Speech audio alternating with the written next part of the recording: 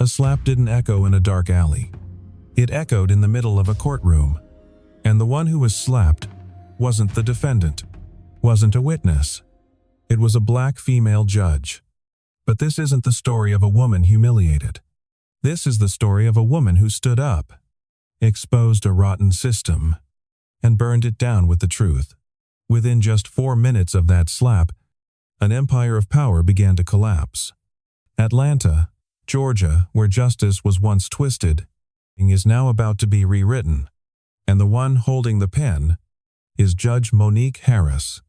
Atlanta, Georgia, a city that never sleeps, where the lights of modernity intertwine with the shadows of an unresolved past. Along the historic streets once echoed the footsteps of civil rights pioneers, now filled with car horns and hurried steps. This city knows how to keep secrets. It knows how to hide cracks behind polished walls and practice smiles. And no one understands that better than Judge Monique Harris. At 61, Monique is the embodiment of resilience. Her silver hair is always neatly pinned up, and her deep eyes carry the weight of a generation's worth of wisdom. She is the first black woman ever appointed as a senior criminal court judge in Fulton County. 3 decades in the justice system didn't wear her down, they made her sharper. Years of deliberations, months-long trials, and the lingering stares of doubt from her own colleagues all left their mark, but none could erode the calm yet commanding voice she had earned over a lifetime. That morning began like any other. Judge Monique drove her worn Lexus toward the downtown courthouse. It was a cool March morning, the sun rising just above the horizon, casting a soft glow on the mirrored windows of Atlanta's towering skyline. The streets were coming alive, but inside her car, silence reigned. She listened to her favorite Jazz John Coltrane quiet ritual to ready her mind for another day in pursuit of justice. At the security checkpoint, familiar guards bowed slightly as she approached. "Good morning, Your Honor," they greeted, with genuine respect, the kind not born from titles, but from what she represented. Uncompromising justice delivered with humanity. She walked through the long hallway of the courthouse high ceilings, cold white lights, her footsteps echoing like truths still waiting to be spoken. The morning docket was light, a preliminary hearing in a juvenile property damage case. But as she neared the courtroom door, a young clerk stood waiting, tension etched across her face. "Ma'am, Sheriff Roy Matheson and Officer Nicholas Reed are already inside. They've requested to attend the hearing as direct representatives of the arresting officers." Monique paused. Sheriff Mathesona, name that always warranted caution.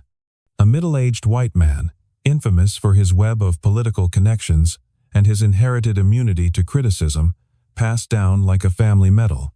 And Officer Reed no need to check the files. Young, aggressive, and notorious for enforcing the law well beyond the line, yet consistently shielded from consequence. "Let them in," Monique replied, her voice low, guarded, but unmistakably firm. She entered the courtroom without yet wearing her judge's robe. Officer Reed stood by the prosecutor's desk, arms crossed, expression stone cold. Across the room, a thin teenager, maybe 15 or 16, sat, hunched beside a public defender. He wore an old hoodie, his eyes distant, but not fearful. In those eyes, Monique saw her younger self, a black child, who knew they wouldn't be heard unless they learned how to make themselves impossible to ignore. Reed didn't glance her way as she entered. "Can we get started?" he asked lazily, like addressing one of his subordinates, not standing in a judge's court. "We'll begin when I say we begin," Monique replied, not loud, but the silence that followed was immediate. Reed turned, irritation flashing in his eyes, quickly giving way to contempt. She wasn't wearing her robe. He didn't recognize her. In a world where power was too often assumed by uniform or skin color, a black woman without a robe was simply someone. Not worth the wait. Not worthy of respect. "And who are you? Assistant Da?" he asked, a smirk lacing his tone. Monique only smiled gently and walked calmly to the bench. She didn't answer. She didn't need to. As she reached down to pick up the case file, Reed stepped forward. His shoulders tensed, his stride heavy, clearly meant to intimidate. Then the unthinkable happened. A slap. Sudden, swift, and completely unprovoked. The sound cracked through the stillness of the courtroom. The moment was torn open. The slap didn't just land on Judge Monique Harris's cheek. It struck at the very foundation of trust, at the heart of the system, and at the decades of silent, dignified service from a black woman who had risen to the highest ranks of the judiciary. Everyone froze. Not a breath moved. Even Reed seemed briefly stunned by what he'd done, but his eyes still held that familiar arrogance, the belief that there would be no consequences. Judge Monique Harris slowly raised her head. Her eyes didn't well with tears. They didn't blaze with fury. Instead, they held silence. A silence as heavy as the gavel she was about to raise. Then she spoke clear, measured, almost gentle. "Officer, did you just lay hands on a presiding judge in open court?" No one in that room knew that in less than 4 minutes, the entire empire of silence they once relied on would begin to crumble. The silence that followed Judge Monique Harris's question weighed like a boulder on everyone's chest. No one in the courtroom dared to breathe too loudly. A slap against a black woman was already reprehensible. A slap against a black judge in her own courtroom was nothing short of reckless arrogance framed in criminality. Officer Reed blinked. Once. Twice. Something inside him began to crack, as if his mind were scrambling to piece together a reality that had just shattered before him. He looked at her again, this time with confusion instead of contempt. "You are?" Monique didn't answer. Instead, she slowly ascended the elevated platform, the bench, the seat of ultimate authority in that room. A place Officer Reed never imagined a black woman would ever occupy. The entire courtroom held its breath as she draped the black judicial robe over her shoulders, deliberate, steady, like a sacred rite. Then, she sat down, facing Reed, not just across the courtroom floor, but across a gulf of power, legality, and morality. Her voice now echoed through the official microphone of the courtroom. "Let the record show. Officer Nicholas Reed of the Atlanta Police Department used physical force against a sitting district judge during a court proceeding in the very chamber where justice is administered."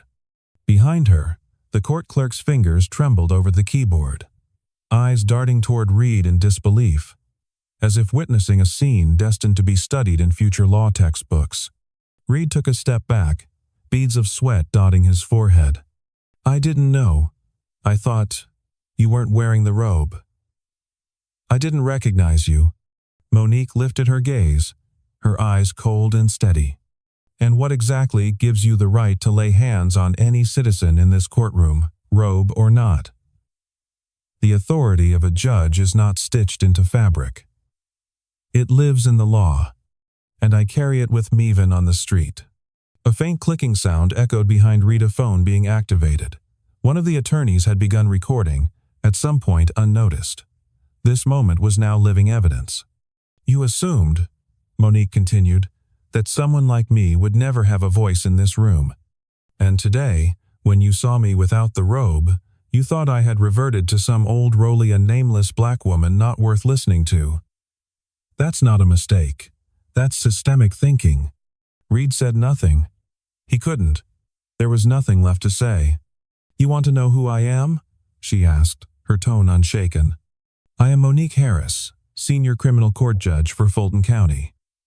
The first and only person to ever hold this position in the history of Atlanta's criminal courts. I was once the defense attorney for the very youth you used force to arrest. I once challenged the fabricated evidence you brought forth. And today, I sit here to remind you, the law is not a baton. It's a mirror." The courtroom was utterly still. No one dared look at Reed anymore. Not out of fear but out of shame. Every privilege he once believed he held to be believed, forgiven, protected, had evaporated in the unwavering gaze of a woman who had earned her place. Monique gave the order. "Bailiff, detain Officer Reed in this courtroom, do not cuff him. I still want our actions to reflect the very legal dignity I was just denied." The bailiff stepped forward, eyes on Reed as if seeing a shadow of himself in the future.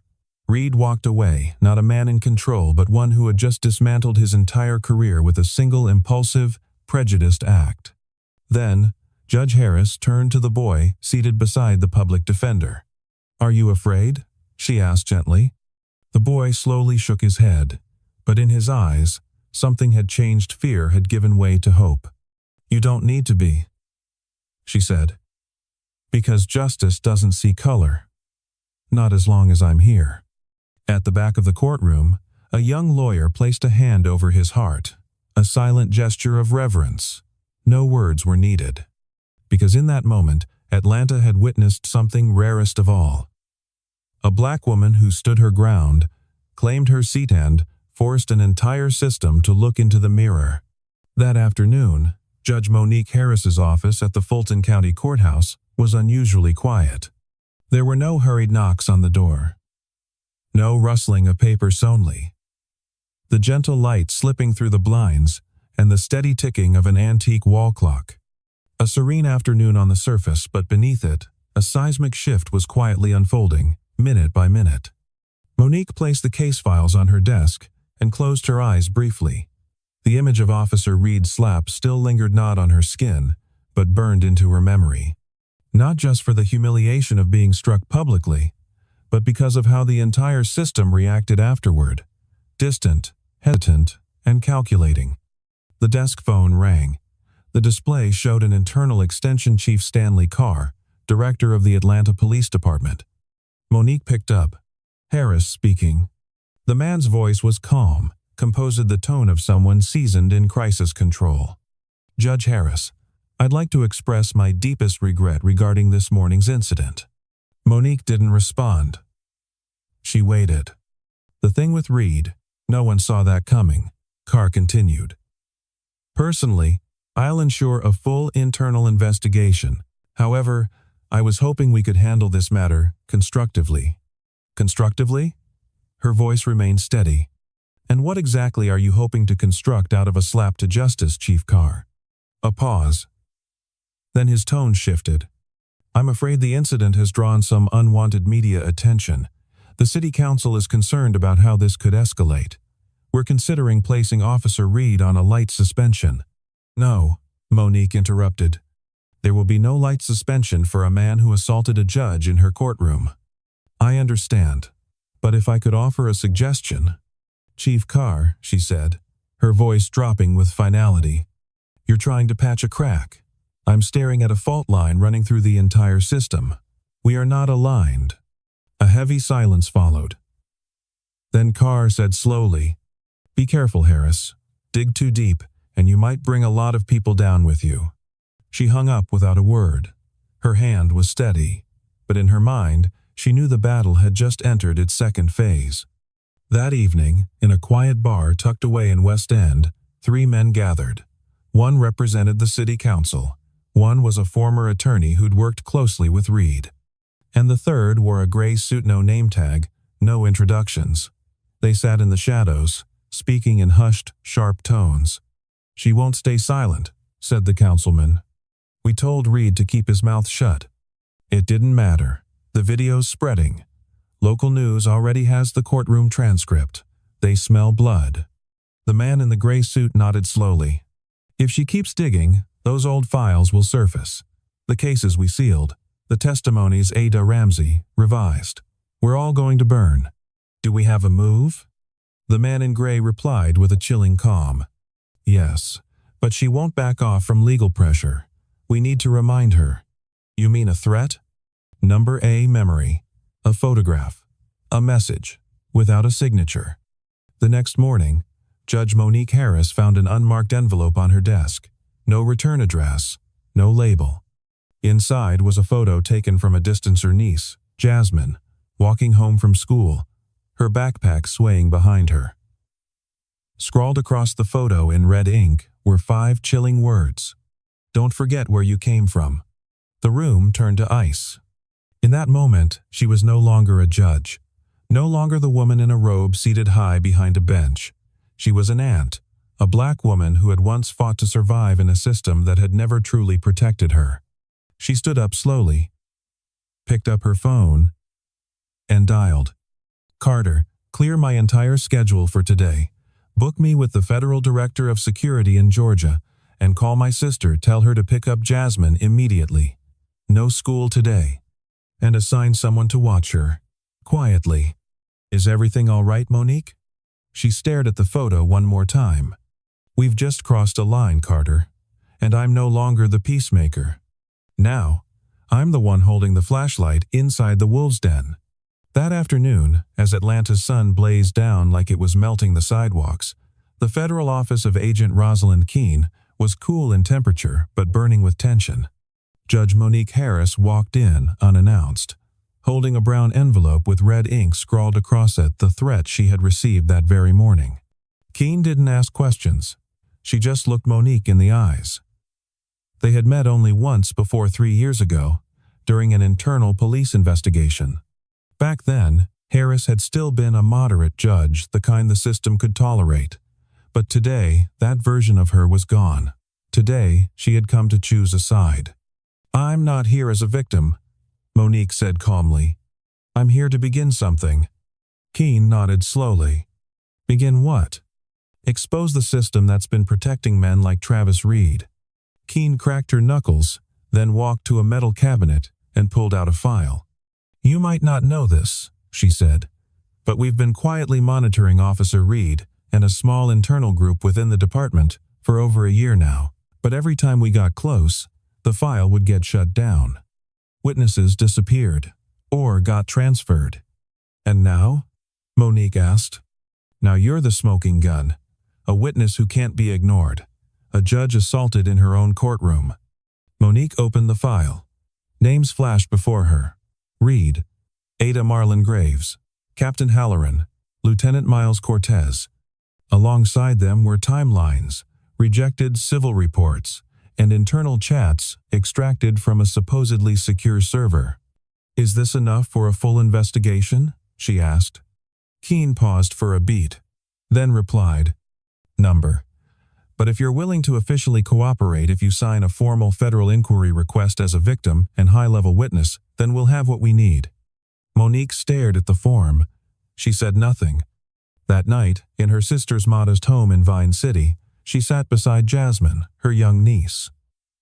The child remained carefree, but Monique's eyes were no longer at ease. A 9-year-old girl should never become part of the games played by men in suits sitting in the shadows. Are you going away for long, Auntie? Jasmine asked. Monique smiled softly. I'll be working far for a little while. But I'll come back to you. Because of what happened at the courthouse? Monique froze. You know about that? A kid at school showed me a video. They asked me, was that your grandma who got hit? Her heart clenched. But Monique didn't cry. She squeezed Jasmine's hand gently. I'm okay, but some people, they're going to pay, because no one gets to do that and walk away untouched. At 9 a.m. the next morning, Atlanta City Hall trembled not from a protest, but from a secure email signed by Judge Monique Harris, formally requesting a federal investigation. The request didn't just mention Officer Reed. It listed 11 incidents tied to what she called systemic actors, the ADA's office, the Internal Affairs Unit, the Law Enforcement Board, and even current members of the city's Judicial Council. At that same moment, a confidential report landed on the desk of the editor-in-chief of the Atlanta Times. The report revealed suspicious donation trails linked to the city enforcement fund dues to shield personnel involved in excessive force cases. The sender was anonymous. The message was not. There was evidence. And there was intent. The press began circling. The name Judge Monique Harris resurfaced this time, not as the woman who got slapped, but as the one slapping back. At the Georgia State Department of Justice, an emergency meeting was called. Her name echoed across the room. She's going rogue, one councilman muttered. No, another corrected. She's going real. Online headlines erupted. Judge slapped into action now targeting Atlanta's hidden power web. Monique Harris breaks silence. Now she's breaking the system. And a viral tweet from a veteran black reporter lit up the feed. We've seen protesters, we've seen attorneys, but when a black female judge says enough, you best believe something's about to burn. In her office, Monique stood by the window, looking down on streets that bore the name of justice. But beneath them ran rivers of fear, deception, and the blood of the voiceless. Carter, her longtime aide, walked in, holding 2 freshly printed files. "People are talking, you know." Monique nodded. "And they're scared." She turned, gently placing a hand on the file. The header read, "Internal Interference History. Officer Travis Reed and ADA Graves." A decade of silence. "Carter," she said softly, "do you know what it feels like when an entire system believes you won't dare fight back?" He raised an eyebrow. "And what then?" She gave a small smile. "Then, we let them live in that illusion for a few more days, and start breaking the machine a cog at a time." That afternoon, Atlanta City Hall felt like it was sitting atop a powder keg with someone already striking the match. A breaking alert from the Atlanta Times began circulating. One headline took over every screen. "Judge Harris calls for federal oversight, dozens of cases tied to Officer Travis Reed under review." Below it, a photo of a black judge in a black suit, no robe, no gavel, but with eyes burning brighter than any verdict she had ever handed down in her old courtroom. People began to talk. Reporters began to swarm. And inside, the corridors of power phones rang off the hook. In a quiet office on the top floor of the district attorney's headquarters, Ada Marlin Graves hurled a paper cup at the wall. "She's dragging the whole damn city into this war," he growled. A young attorney nearby shifted nervously.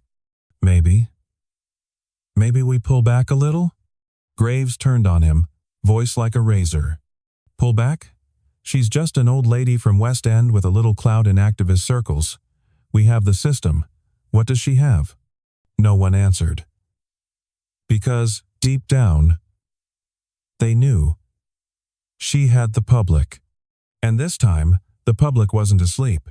That evening, in a federal cabinet meeting at the Georgia Regional Office, a closed-door emergency session was held with Agent Rosalind Keene, DOJ officials, and representatives from the city's political office. Agent Keene placed a thick file on the table. Inside were names marked in red. Travis Reed, 14 formal complaints, never once suspended. Ada Marlin Graves, declined to prosecute 5 cases with evidence of tampering. Lieutenant Cortez, linked to 2 body cam disappearances. Captain Halloran, authorized budget for a shielded officer program funded by the police union. A DOJ representative flipped through the pages and frowned. "We'll need to verify." No longer verification. Keene cut in, sharp as a scalpel. "It's confirmation." "We need action," Monique added, her voice low but unmistakable from across the table. "And I can give you evidence, witnesses, and truth. The only question is, do you have the courage to act?" The next morning, the Georgia Court of Appeals received an emergency motion from Judge Harris's office. Request to reopen 27 cases with evidence of tampering, procedural violations, and political interference. Attached was a list of case files, suspended without cause, each directly handled or connected to ADA Graves. Among them, the Malik Price case. A 19-year-old arrested for resisting arrest, though footage showed him simply shielding his face. The Yvette Hollins trial. A single mother arrested for disturbing the peace after filming officers manhandling her teenage son. At 10 a.m., a press conference was held at the City Justice Center. Monique stepped up to the podium, no introduction needed. Under the blinding lights, her voice rang out like metal striking granite. "This is no longer a story about a slap." She paused, eyes sweeping across the rows of cameras. "This is about a power structure that's learned to protect itself by crushing justice. And today, I officially declare, the game is over." A reporter raised a hand. "Judge Harris, are you afraid you're going up against the most powerful people in the system?" Monique didn't smile. Her voice was steel. "I'm not going up against them. I'm dragging them into the light." That night, a tweet from an anonymous account began to spread like wildfire. "You think one slap could shake a system? Wait till you see what she does when she's really mad. At that same moment, in an underground parking garage behind City Hall, a man opened his trunk and pulled out a thick dossier. Written in block letters on the front page, Harris, threat contingency. A phone call was made. The voice on the other end was ice cold. She's gone too far. Time she learned who she's dealing with. In her apartment, Monique was writing not a verdict, but a list. A list of names. People who had turned a blind eye, signed off, pretended not to see. People who thought the law was just a robe they could wear and take off whenever they pleased. She drew a red line through one name. Beside it, in all caps, review immediately. Behind her, Carter placed a fresh file gently on the desk. Bad news? Real news, Carter said. Monique nodded. Good, because from now on, we only deal in truth. Atlanta lay under a damp morning haze, like a warning. But inside room 714 of the federal courthouse, nothing was foggy. The air was thick like smoke that hadn't yet burst into flame. On the table sat a photo. No note. No return address. None needed. In the photo, Malik, Judge Harris's grandson, riding his bike home from school 3 days ago. The angle was deliberate. Crisp. Cold. Scrawled at the bottom in black marker. Stay in your lane. Monique didn't scream. She didn't cry. She didn't call for help. She just stared at the photo, silently pressing it into memory like pinning it to her heart with an invisible tack so she'd never forget how this felt. Then she picked up the phone. Carter, get in here now. Less than a minute later, Carter entered. He stopped when he saw the photo. Ask. He didn't need to. Take Malik to my sister's house. Starting now, he gets 24/7 surveillance. No uniforms. No visibility. I want it silent as fog, sharp as a blade. Understood. And Carter? Yes? We don't back down. Got that? He nodded. We've come too far to turn around. Meanwhile, on the other side of the city, a black SUV with no plates sat in the underground parking lot of a government building.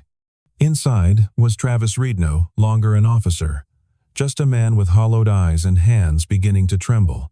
The back door opened. A man in a gray suit slid in, bringing with him a scent impossible to mistake the stench of power that had no name, but plenty of teeth. She's gone too far, Reed muttered. I sent the warning like you said. What else do you want? The man smiled faintly. No more warnings, Travis. It's time she learns that no one takes down the system alone. I don't threaten kids. I don't do that crap. You won't have to, the man replied, placing a thick envelope on the seat. Just deliver the message. We'll handle the rest. Reed glanced down. Inside, personal records, addresses tied to Monique's sister, and financial reports from 15 years ago, all legal, but curated to become weapons if spotlighted under the right flame. Starting tomorrow, the man said, voice like ice. She's no longer the one writing the story. She is the story. The next day, a bylineless article appeared on a local news site. Ethical concerns. Did Judge Monique Harris conceal assets during her divorce? No sources, no evidence. Just enough suspicion to shake public trust.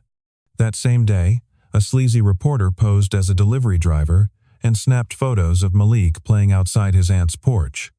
That evening, the phone in Monique's office rang. She answered. A voice, untraceable and cold. You thought we wouldn't touch the boy? You were wrong. Next time, it won't be just a picture. Monique hung up. Her fury didn't flash in her eyes or voice. It rose in a breath deep, slow, volcanic. That night, Carter arrived at her home with a small black box. This contains backup data, banking, personal, cameras inside your sister's house. I've locked it down using federal protocols. And them? She asked. They're trying to resurrect the past. They pulled your 2004 divorce file the case with Richard. Monique smirked. A man who gambled his way into bankruptcy 3 times. And they want to use him to discredit me? Enough for a headline. Enough to sway the uninformed. The next morning, on national television, a political commentator asked, "Is Judge Harris trying to spark a witch hunter? Is she hiding something of her own?" Monique walked into her own press conference and caught the clip on screen. She faced the camera squarely. "They want to call me a witch? Fine. Then I will be the firestorm that burns down every last relic of injustice in this system." At the same moment, inside the DOJ office, Agent Keene received an encrypted message from a whistleblower within City Hall. Subject line: Whistleblower alert. Shield Ops network ties between Mayor's office and Police Protection Fund. Attached, a file labeled Harris, danger level red. Monique Harris, judge, black, woman. Now, at the epicenter of a war few even believed existed, had stepped fully into the game. But what they didn't understand was this: Monique wasn't playing to win. She was playing to expose. And in a system that feeds on silence, there is nothing more dangerous than a woman who has chosen to speak. Atlanta awoke to a new day, but it was no longer the same city. Inside the Southern Regional Office of the U.S. Department of Justice, a conference room with no nameplate had just been locked with a Level 5 clearance code. 3 people sat inside dressed in plain clothes, but each holding the power to change the course of an entire city. Between them lay a thick file stamped with cold, machine-typed letters. Operation Clean Bench, top secret. Agent Rosalind Keene slid the file to the center of the table. "This is the initial list. We have 14 names, 6 from law enforcement, 3 prosecutors, 2 court officers, and—" She paused, glancing toward Judge Monique Harris, seated in steely silence. "One is a sitting judge, Chief Judge Alphonse Terrell." Monique didn't flinch, but Carter standing beside her whispered in disbelief. "That's impossible. He's the one who gave you the honor medal last year." Monique nodded, her eyes locked on the list. "I know, and I've had my suspicions." At City Hall, a USB drive containing recovered data from Julia Spence, the journalist who died under suspicious circumstances, was being accessed for the first time in 3 years. A hidden audio recording played. A man's voice, low and heavy with conspiracy. "If that girl publishes the series on police protection funds transferring into political shell accounts, I can't guarantee anyone's safety." A woman's voice followed undeniably Ada Ramsey. "Just handle it like we always do. I'll make sure the report says lawful police conduct." The recording ended. There was no more doubt. They had worked together to bury the truth. And Julia Spence had been the first to be buried with it. Back at DOJ, Keene sent an urgent report to Washington. "We are not just looking at misconduct. We're looking at an organization. With structure. With protection. From the very top." 6 hours later, Washington responded. A full-scale federal investigation was authorized. That evening, in her private office, Monique stood before a board covered in photos, red string, a decades worth of tangled truths. She picked up a photo. Chief Judge Alphonse Terrell, shaking hands with Ada Ramsey and the head of the police union. Beneath it, she had written one sentence in ink. They didn't just know, they nurtured it. Carter walked in holding a fresh file from the court's internal network. He laid it down quietly. "There's an emergency hearing from the ethics board. They want to summon you for overstepping judicial authority." Monique gave a wry smile. "When they can't kill you, they'll try to kill your reputation." The next morning, before a sea of reporters, Judge Monique Harris stepped out of the courthouse. No robe, no handcuffs, just a charcoal gray suit and steady steps that said one thing: "I may be called to testify, but I will not retreat." Then, she pulled a folded sheet from her coat pocket, a list of 7 names already confirmed to have colluded with Travis Reed. She handed it directly to the lead journalist from Channel 5 News. "I can't sentence them, but I can begin the light." At a press conference later that day, the spokesperson for the state governor finally broke 2 weeks of silence. "We will fully cooperate with the U.S. Department of Justice in investigating alleged misconduct within Atlanta's prosecutorial and judicial systems." It wasn't flashy, but it was an acknowledgement. Monique Harris had won round one. That evening, in a quiet suburban home, Malik, her grandson, asked, "Grandma, are they still threatening you?" Monique looked at the boy, gently brushing his hair back. "Yes, but now, they're the ones who are afraid." 3 weeks after Travis Reed's arrest, his trial opened at the Southern District Federal Court in Atlanta, but this time, Monique Harris wasn't on the bench. She sat in the front row, not as a judge, but as a living witness of a slap and of a rotting system that came unraveling in its aftermath. The courtroom was silent as the prosecutor called her to the stand. "Judge Harris, please tell the court what happened on the morning of the 12th of April." Monique looked directly at the jury. Her voice wasn't loud, but it resonated through every corner of the room. "I was slapped, not because I broke the law, but because I was a black woman, not wearing a robe. And to that officer, I wasn't worthy of respect without a symbol of power to cloak me." "And what did you do next?" Monique exhaled slowly. "I didn't slap back. I didn't scream. I sat down, and I issued an order, not for revenge, but to restore order, something that had long been distorted by power and privilege in this city." The room went still.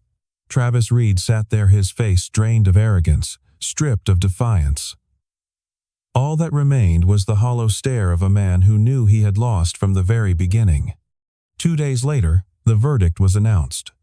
Travis Reed, guilty of federal assault on a judge, obstruction of justice, witness intimidation, and systemic abuse of authority.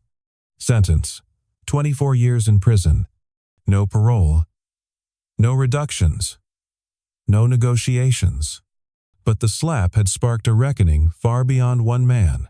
5 prosecutors were placed under federal investigation for misconduct and cover-ups. 3 judges were suspended pending ethics hearings. 14 suppressed case files from the past decade were reopened. One sitting mayor was under review for secretly funding the so-called Police Protection Fund. That afternoon, as people exited the courthouse, a CNN reporter caught up with Monique and asked, "Do you think you've won?" She smiled softly, her eyes calm like the ocean after a storm. "Number? I just turned the lights on. It's up to this city to decide whether justice stays lit or fades again into darkness." A week later, at Georgia's annual State Justice Summit, a bombshell was dropped in a packed auditorium. Judge Monique Harris, after 37 years in the legal profession, has formally submitted her resignation. Gasps and murmurs filled the room, but Monique stepped up to the podium, microphone steady in her hand just as it had been when she first picked up a gavel in 1994. "I'm not leaving the bench because I'm tired. I'm leaving because it's time to pass on a justice system that isn't cracked at its roots. I don't need a courthouse named after me. I just want a world where my granddaughter won't need to wear a robe to be heard." The audience rose to their feet in thunderous applause. 2 months later, in a quiet park in South Atlanta, a new bronze plaque was unveiled. It read, "To the judge who didn't swing back but swung the system. Monique Harris, 1964, the woman who turned a slap into a reckoning." This was never just about a slap. It was a reminder that when black women stay silent for too long, their first word can be an earthquake. And when justice isn't wearing a robe, but still stands tall and stares power in the eyes, that's when the world begins to change. This isn't just another legal headline. It's a warning to a system that's grown too comfortable burying truth beneath silence. Judge Monique Harris chose not to stay silent. She stood up not just for herself, but for every soul pushed to the margins, for the victims who never made it to court. And now, the rest of this story is in our hands. Share this story. Leave a comment. Tell us what you think. And if you believe that justice should never have a skin color, help us spread the truth. Because once the truth is spoken, it can never be buried again. If this story made your heart ache, if you felt the weight of injustice, and still believe in the power of truth, hit that subscribe button, because we're just getting started. We'll keep bringing you bold, honest, and fearless stories the ones that dare to challenge power. Don't miss out, because sometimes a video doesn't just make you think. It changes the way you see the world.